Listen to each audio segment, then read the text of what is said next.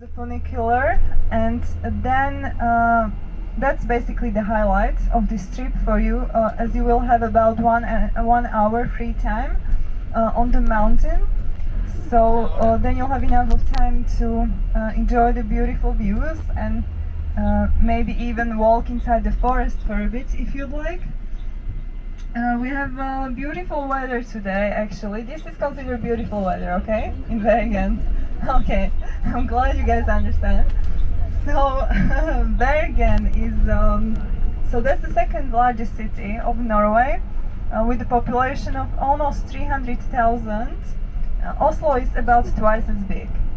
And yeah, why we're already laughing about this weather situation here is because we don't really experience Scandinavian climate in Bergen.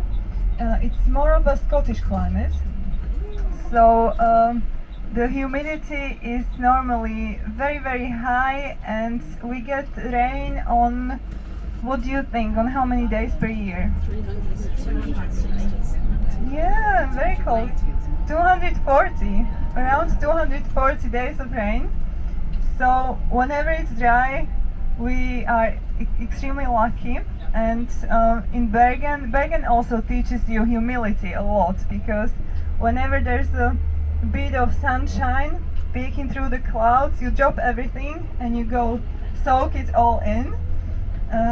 And also whenever we are visiting the mountain and if it's not raining, we already won, because often what happens is that we arrive there in during a very foggy day, and then the guests unfortunately cannot really see much. So, but that's not gonna be the case today.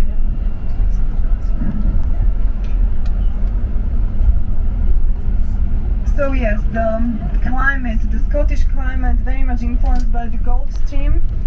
What it means is also that Bergen is actually the warmest city in Norway during the winter time, and basically the temperatures are dropping only a couple of degrees below zero.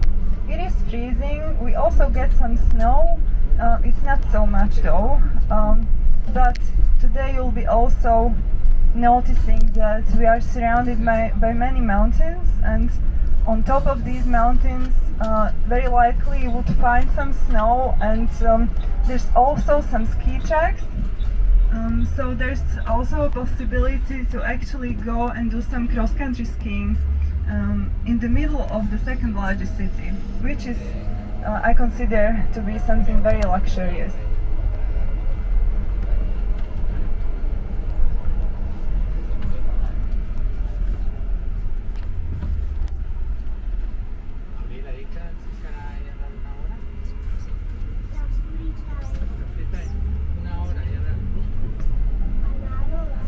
You'll be also noticing today that Bergen is a very walkable city. Well, we have the bus, so we can be a little bit lazy today. But the center of Bergen is actually quite small and quite cozy. We are actually already entering one of the streets in the center. This one is called Håkonsgaten, and whenever you hear the name Håkon, it's a royal name. There have been many kings throughout the history with this name. And for instance, today's prince, his name is also Håkon. And also the first king of the modern history of Norway, which is from the year 1905, that was the king Håkon the VII. So very, very many kings with this name that you come across when reading the history.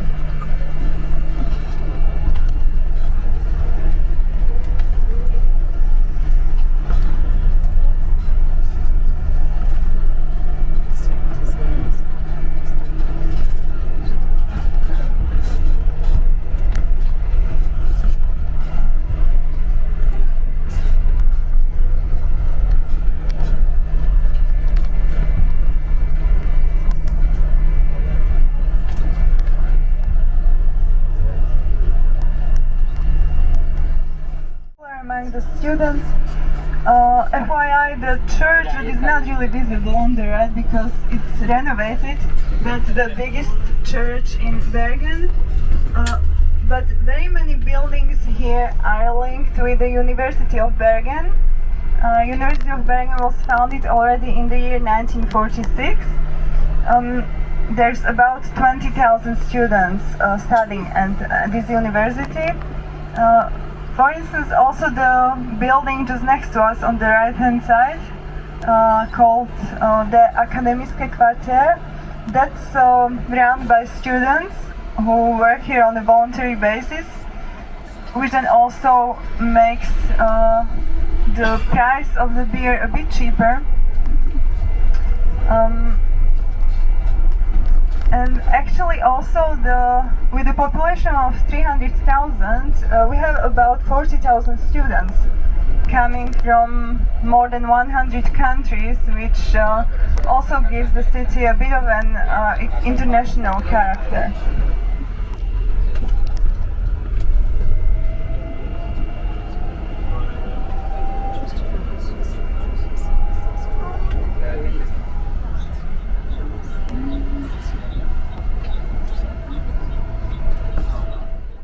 Up on our left hand side that I would like to show you. This is the so-called Grieghallen, and that's our biggest concert hall in Bergen. You also notice the statue of Edvard Grieg just next to us now. And Edvard Grieg, basically today I'm showing you the city of Edvard Grieg. He was originally from here, and the statue, by the way, that's 1:1. He was a rather short guy with 1 meter 52 centimeters, which is, I believe, about 4 feet, but of really big importance to the city and the culture in Norway in general. This Grieghallen, it was built already in the 70s, and back then actually something quite controversial to build such a structure in the middle of Bergen, very uncommon, doesn't really remind us of the Scandinavian architecture at all. So the locals needed to breathe through it a little bit, then they accepted this building. And here you also find the Philharmonic Orchestra. Bergen's Philharmonic Orchestra is the second oldest in the world. The oldest one you would find in Vienna, in Austria. And Edvard Grieg, so that was at the end of the 19th century. He was also a director of the orchestra. And Edvard Grieg, he was learning about the music from his mother, who was the best music teacher in the city and also the best paid music teacher, which in the 19th century, as you can imagine, was quite uncommon for a woman. And of course she recognized the talent of Edvard, and that's why he was sent abroad to study. He was sent to Leipzig in Germany to study classical music, piano and music theory. And after that he also went to Copenhagen in Denmark, where he was very much inspired by the Nordic arts and Nordic music. In his compositions, he's very strongly influenced by the folk music, and especially by one region here in western Norway that's called Hardanger. And there's also one musical instrument coming from this region. It's called Hardanger fiddle. It's very similar to violin, but it comes with 8 or 9 strings, and you would only play on 4 of these, and the rest are resonant strings. Yeah, and Edvard Grieg, he then returned to Norway, to Bergen, and he lived here with his wife Nina, who was also a very talented artist.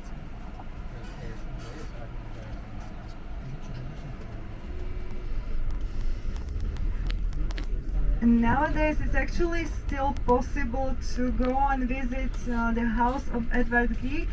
It's located just outside of the center on a really nice property next to a lake.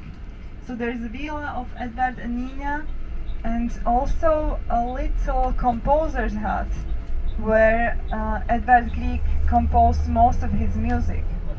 And he was a true Norwegian in a sense of, well, he really enjoyed going on hikes and fishing. He was also traveling a lot together with Nina. Nina was very important. You could almost call her a CEO of their company. She was also a very good singer, and we also consider her to be quite a modern woman for that time.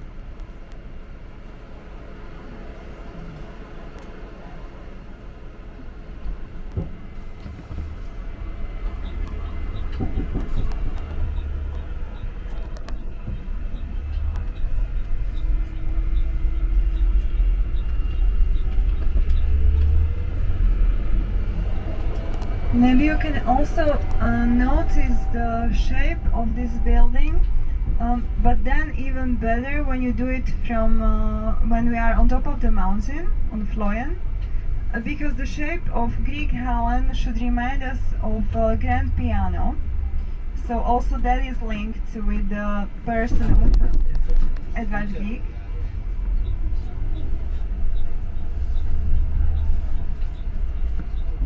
I just feel like one needs to be a little bit creative to see that, but maybe you'll manage once you are on Fløyen.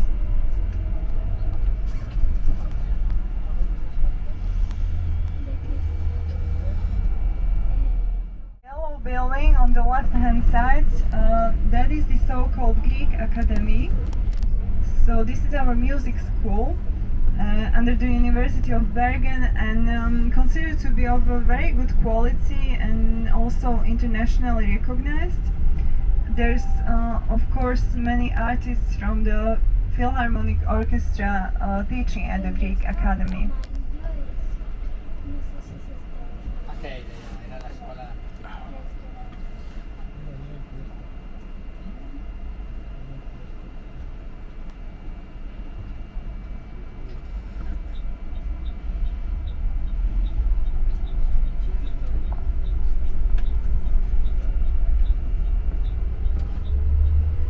And here we are reaching our main square called Festplassen. So from here you are also able to notice the highest mountain in Bergen, that's called Ulriken, with a tower on the top, very beautiful mountain. And on the left hand side there is our very favorite music pavilion. It's always very nicely decorated with flowers all around. And here, also crossing the tracks of the light rail, there's basically only two lines in Bergen. Number 1, number 2, and these are connecting us also with the southern part of Bergen. From here you could also reach the airport in the south, which would take you about 40 minutes. So that's one of the international airports in Norway, the second biggest. It's been here since the 50s.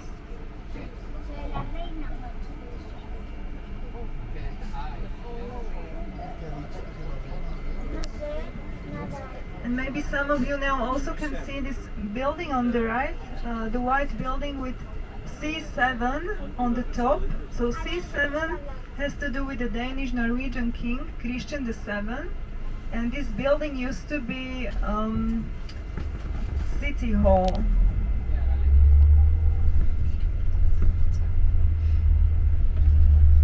So here we are very much in the center. On the right, this used to be a bank district.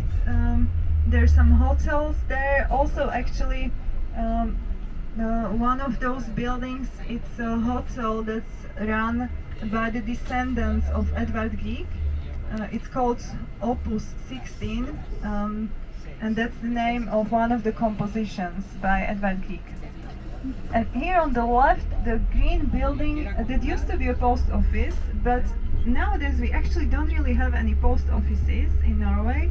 Where you would find a post office is inside of a supermarket, and it's not inside of every supermarket, but some of the supermarkets. And now there is shopping centers in all these big buildings on the left.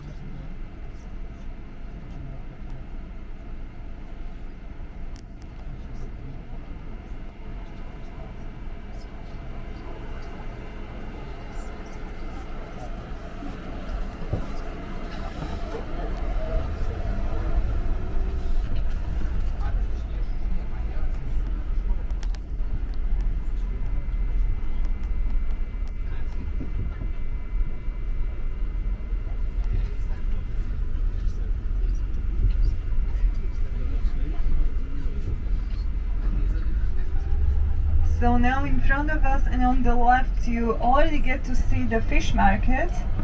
So our very famous fish market, having a really long tradition in the city, and it's been here since the 16th century, and so it belongs to one of the oldest fish markets you find in Northern Europe. Now we are slowly approaching the lower station of funicular, for you to be a little bit maybe mentally or emotionally prepared. It can be that there's going to be many people around. It's quite busy today because there's 3 cruise ships in the city. And also we are a really big group today. We are 45 people. So I might be acting as a herd dog a little bit, but please just remain as close to me as possible. What can also happen, and also please remember to bring the tickets. What can also happen is that the group will split into 2 once we are reaching the train, because there might not be enough spaces for everyone. But just know that it's okay, it happens often. I would then go with the first group and I would wait on top of it for the second group. Once we reach the top of the mountain, I will also inform you about the meeting point and the time of our meeting for the way back. So please, before you spread out, make sure that you know what time and when we are then meeting again. Thank you.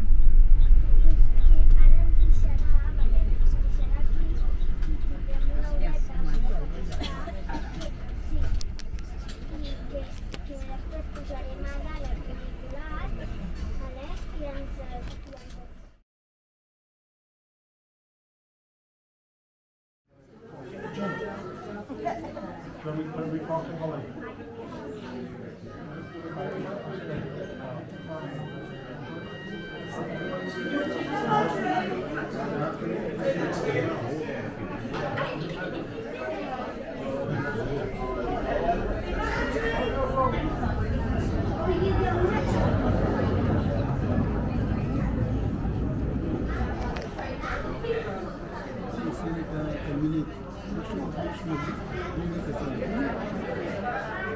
יותר קטנה.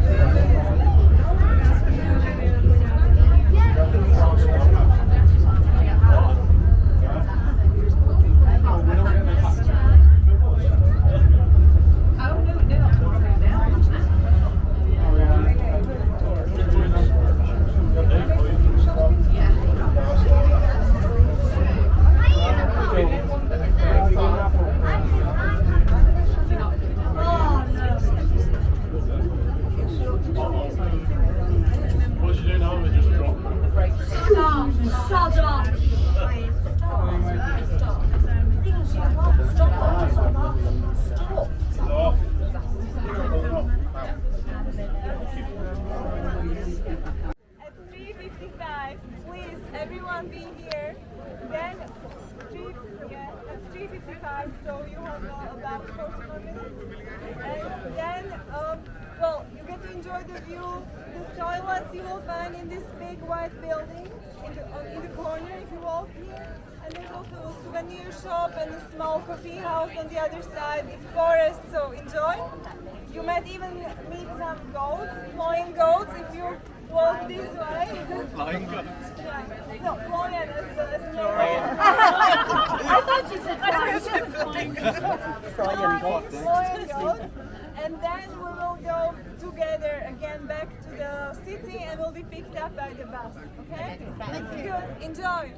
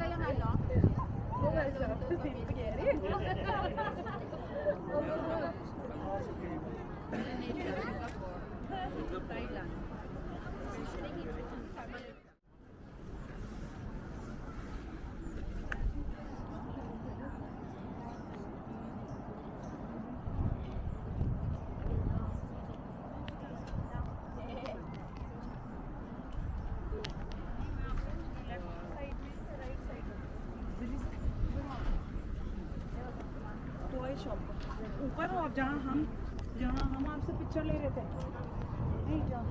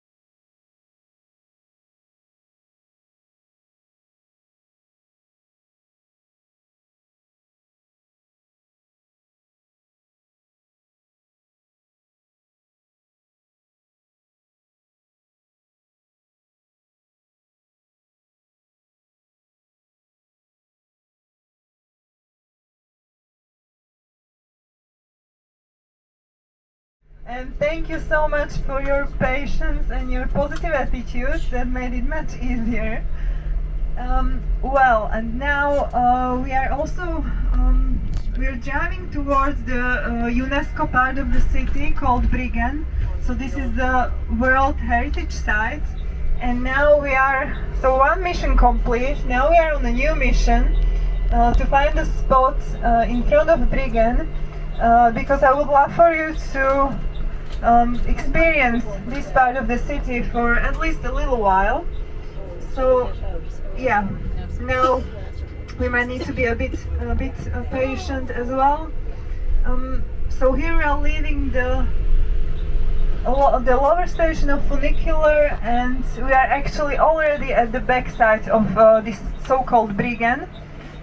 Sometimes it also gets confusing to people because we mentioned Bergen, then we mentioned Bergen. Is there any difference? Yes, there is. So the city is called Bergen, and Bergen is only this little part of the city that you will see in a little while.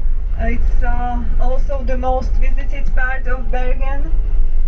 It has a very long history here in the city, and I'm sure you've seen these colorful wooden houses before on a picture or on a postcard perhaps. So now will be also nice to experience it for a moment. And Bergen, so that's on the UNESCO World Heritage Site since the 70s. And you will see it's a little bit, in a way it's divided in two sections. Only one section is on this UNESCO list. The other section that's further away from us, that was built only after the Second World War.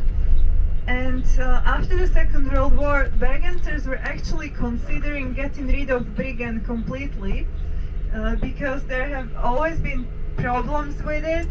You will also see the oldest houses, they are leaning to the side a lot, very much to the right, which has to do with the fundaments here that are not so stable, and many houses here need to be renovated very often. But then thankfully archaeologists came into the city and they looked under the ground and they discovered layers and layers of history going all the way back to the Viking times. And so that's what protected Bergen, and thanks to that it's still standing here, as you see on the right hand side.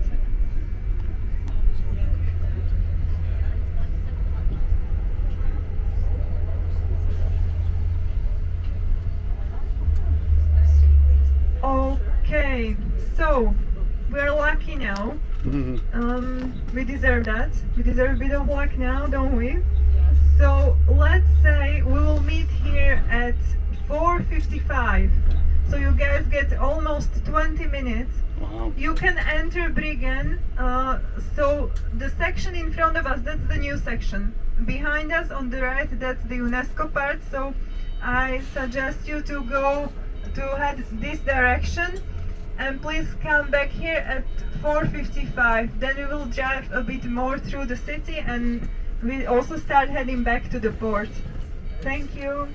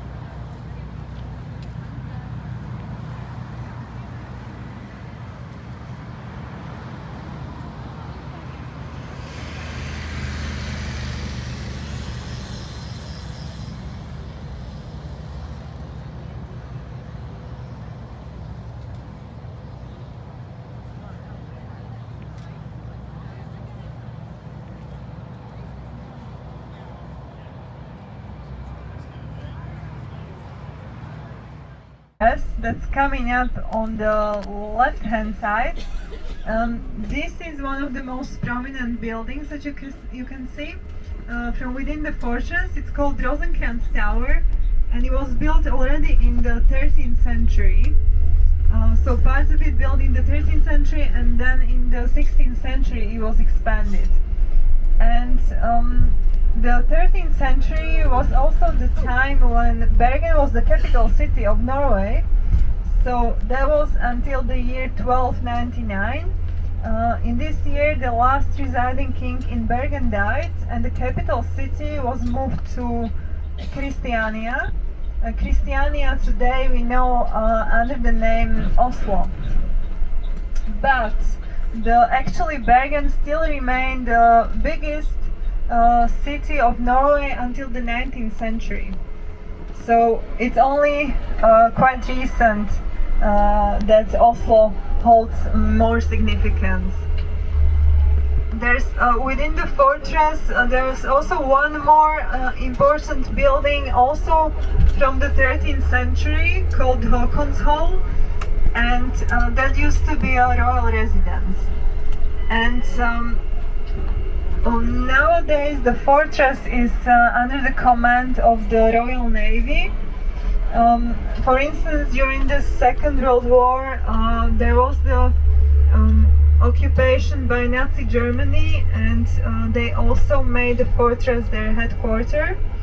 And so now you would also find a bunker inside of the fortress that Bergensers were trying to get rid of after the Second World War, but since it's a Nazi bunker, quite difficult to actually do something about it. So now if you don't know about this bunker and you walk inside of the fortress, you don't even realize that it's there because it's covered in ivy, so it's not visible.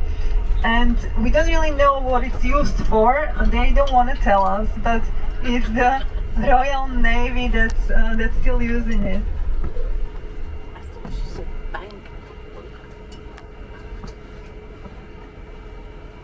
So this Rosenkranz Tower, that's the most prominent building from the Renaissance period. And the other one, Håkonshall, well, now we will also drive towards the other side of the bay as we are slowly going back to the port. So we will also show you the peninsula of Nurnes.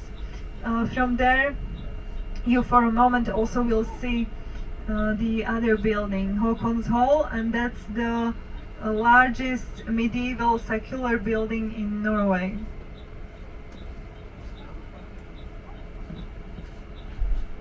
Now I'm glad that you guys got to experience Bergen for a moment. It has a really long tradition in the city, and it was already in the 13th century when the Hanseatic German merchants settled down here and they established a Hanseatic office. It was not a Hanseatic city, there was this Hanseatic office within a Norwegian city, and these German merchants, they were given a monopoly over the trade with stockfish, which is a dried codfish coming all the way from the Lofoten Islands, above the Arctic Circle. And in the 13th century, these German merchants, they promised that they will feed the country. So that was after the Black Death arrived in Norway, and it wiped out about half of the population. So in exchange, they brought back mainly grain, corn, malt, beer, some textiles, basically anything that was really difficult to either produce or grow in Norway. And they were very powerful. They would even go into battles with kings.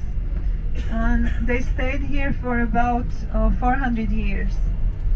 And also the buildings that are just now in front of us and on the left hand side, the wooden houses used to be standing also here, but then at the beginning of the 20th century the owners decided to build new buildings, and at the beginning of the 20th century we had Art Nouveau style in Europe. So Art Nouveau style also respects the original architecture, and that's why they are still looking quite nicely, and they resemble of the traditional houses in Bergen.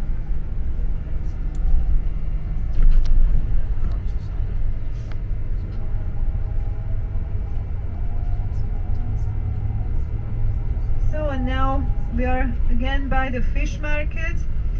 The red tents that you see here, they are always built for the summer season, and it's very international over here. Many people come to work for the season only, so you could also say that Bergen is quite a seasonal city. People from Southern Europe, even South America. And you also see this new building on the right. On top of it, it says Mathallen. Mat in Norwegian means food, so this is also part of the fish market. So even if you were here during the winter time, there's not going to be any tents outside, but you will still be able to visit the fish market thanks to this building.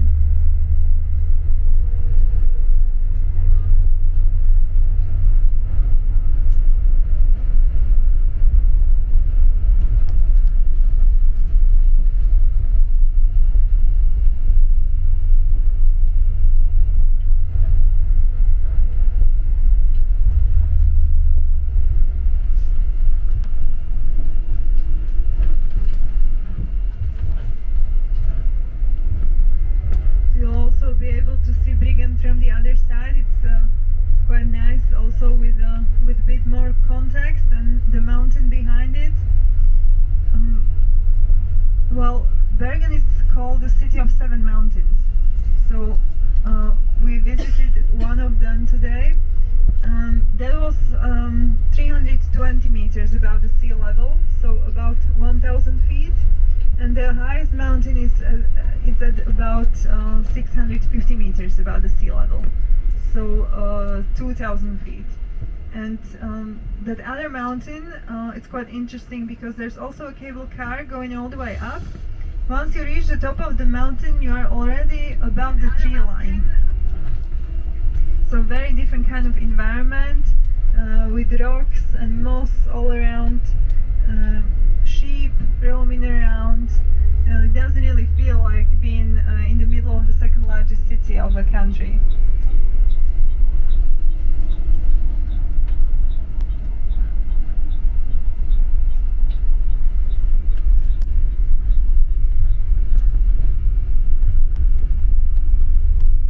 So here we are in Nordnes, peninsula of Nordnes, which means something like a nose pointing towards the north. And at the tip of the peninsula there's also a Nordnes Park, and that's where we like to meet during the winter time whenever there's northern lights in the city. And we do get to experience them from time to time, even though we are still very much in the south of Norway, southwest, so they are not as strong.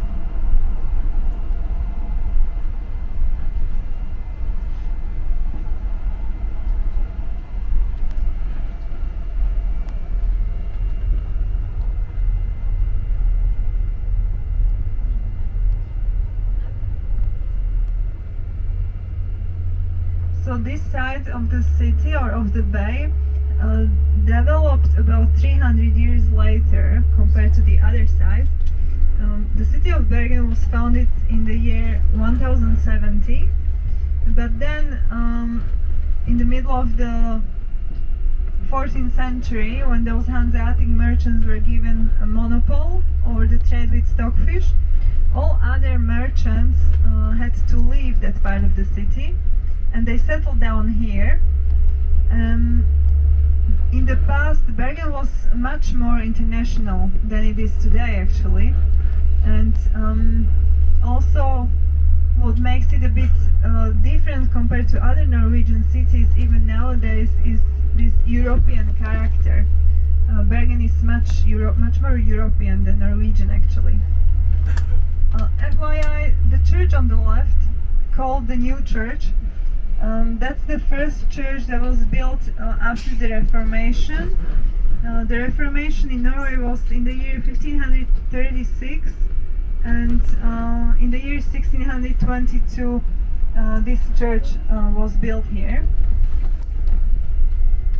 There used to be a different building before, standing on the land.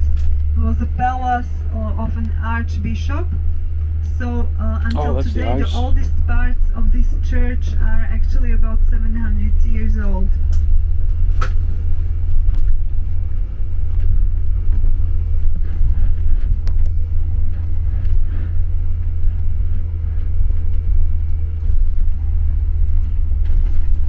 Maybe you've noticed in Bergen, as we're driving through the city, and it's gonna be the case everywhere in Norway, you will be seeing many electric cars. Nowadays, it's most of the newly sold cars are electric cars. We also have the second largest market for Tesla. Tesla, you will often see Tesla taxis, very common as well. And here on the right hand side you'll see one of the charging stations for the electric cars. You come across it quite often, and actually the plan for the country is to only have electric cars from the year 2027.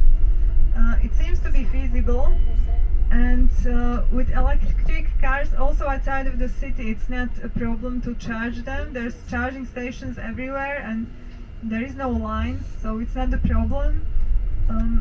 In the city we really appreciate that then we have less pollution, and it's also much cheaper.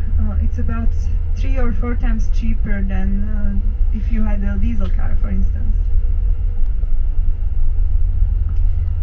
Now you can also notice the architecture around us a little bit. There's many buildings built in this brutalism style from after the Second World War. Now there's going to be a section on our right hand side coming up. This is how this peninsula used to look like before. So there used to be only these wooden houses actually everywhere. But then unfortunately, that was in the year 1944. There was a ship on the way from Oslo all the way to the north, and it was reporting some technical difficulties, and it asked in the city of Bergen whether they could come and dock. Bergen allowed it, however they didn't know that on the ship there were more than 120 tons of dynamite, and that was near the fortress when it exploded, and it mainly hit this peninsula of Nordnes. So back then about 5,000 people lost their homes and about 150 people died. And also the fortress was actually damaged, and also this UNESCO part of the city that we just visited.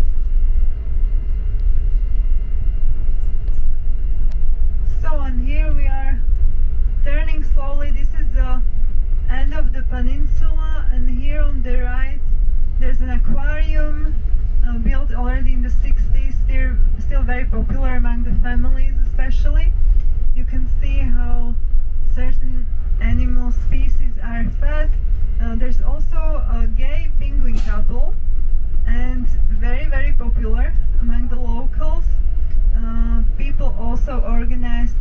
naming ceremony for this penguin couple. And in the park, in the Nordnes Park, you would, for instance, find a totem from the city of Seattle that was gifted to Bergen because these two cities are sister cities.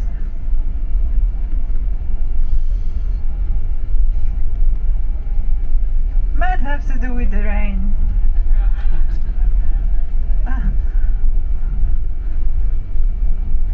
So you see, now we are still very much in the center of Bergen, but it's very peaceful, very quiet here usually, which also makes it quite popular among the locals.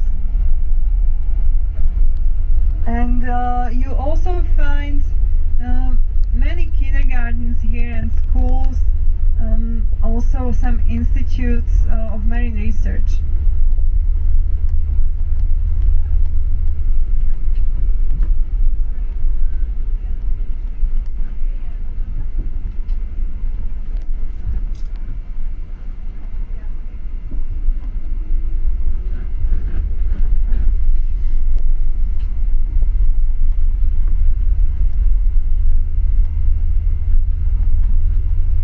So basically, if you would ask a Bergenser, or if you would tell them that they are Norwegian, they would not really like that. They would say, no, we are not Norwegians, we are Bergensers.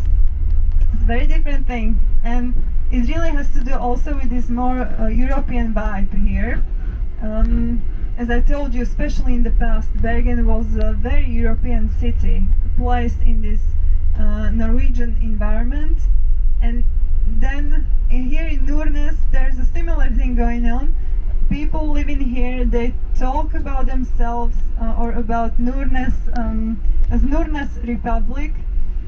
So again, they are not Bergensers, they are from Nordnes. Very different thing. And there's one more fortress now, actually, on the right hand side. This is Frederiksberg Fortress from the 17th century. And this little hill on the right, this used to be a place where people were executed.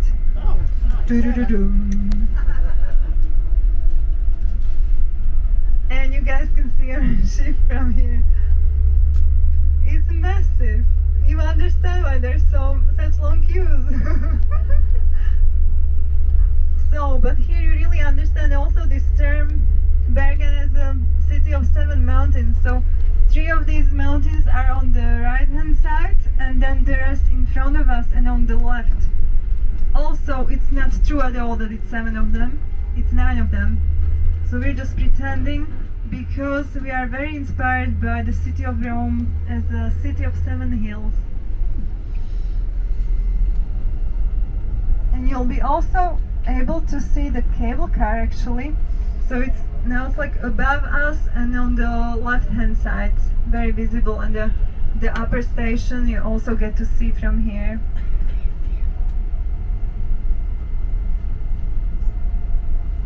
And here we are entering the heart of the Nordnes Republic.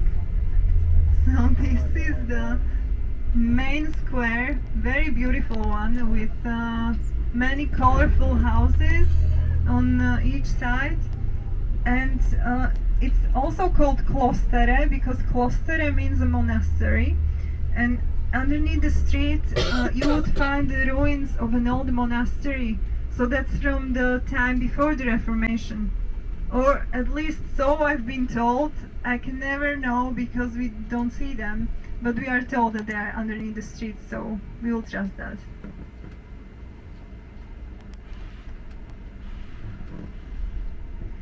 Also, there is something really interesting about the city, also called the city of rhododendrons.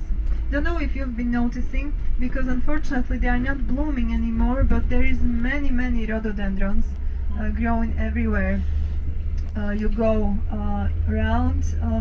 They really enjoy the humidity here and the acidic soil. Now everyone look to the right.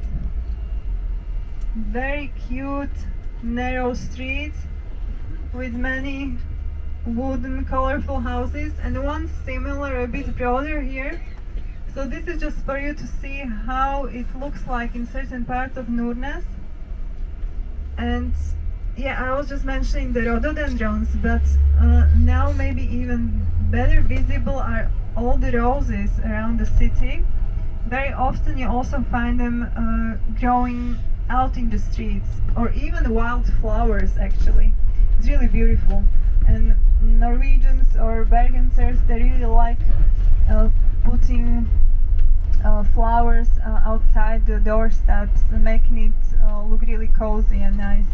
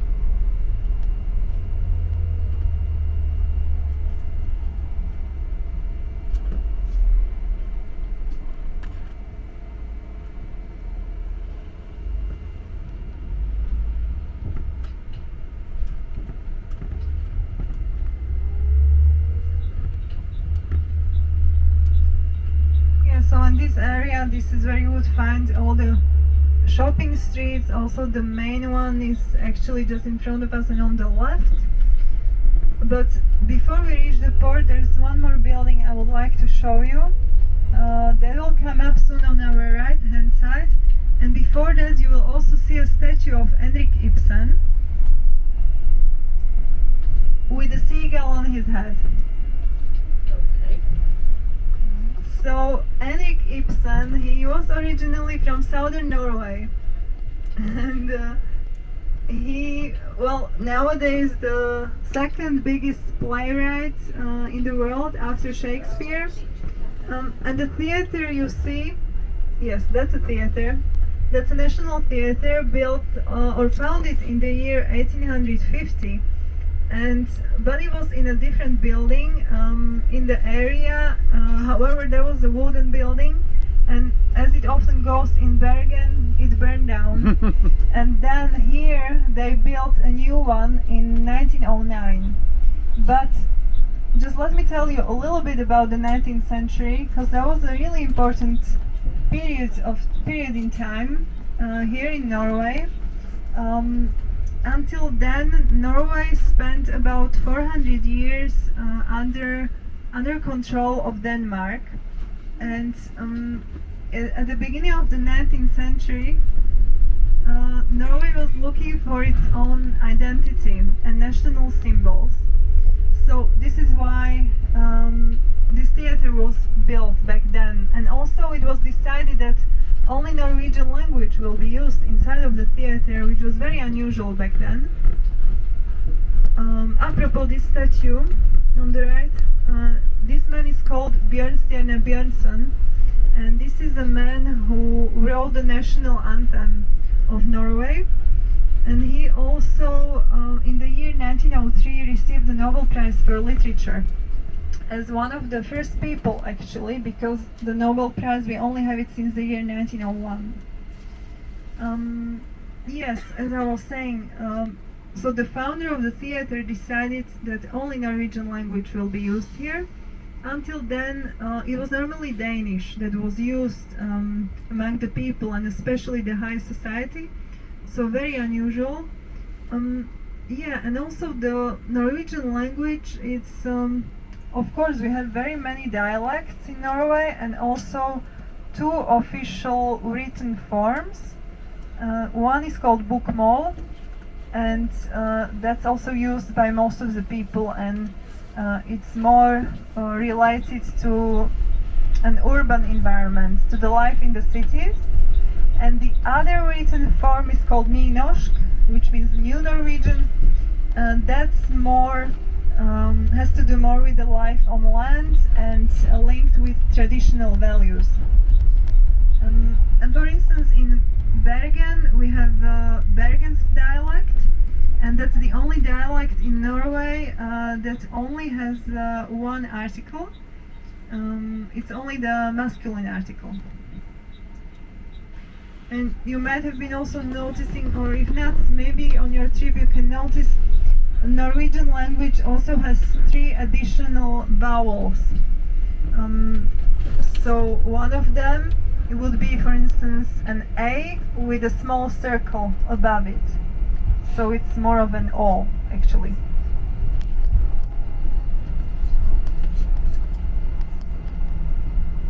Yes, in the 19th century. So basically we started today by Edvard Grieg, by Grieg Hallen, and he was exactly one of those artists creating the identity for the region and for the country.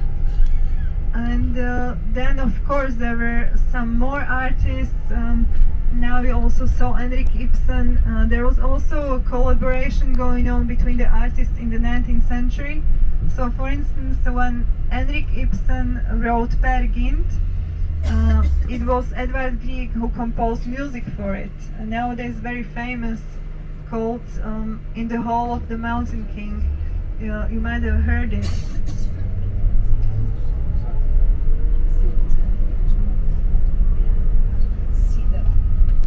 So yeah, I believe that's something I'd like to leave you with. Even though the strong element of the city here is that we have so much nature, we're surrounded by so much nature, fjords, the North Sea and mountains, but the city itself also has really strong cultural roots, something that locals are proud of. And yeah, and now we're also slowly reaching the port again. So we would like to thank you for joining us on this trip.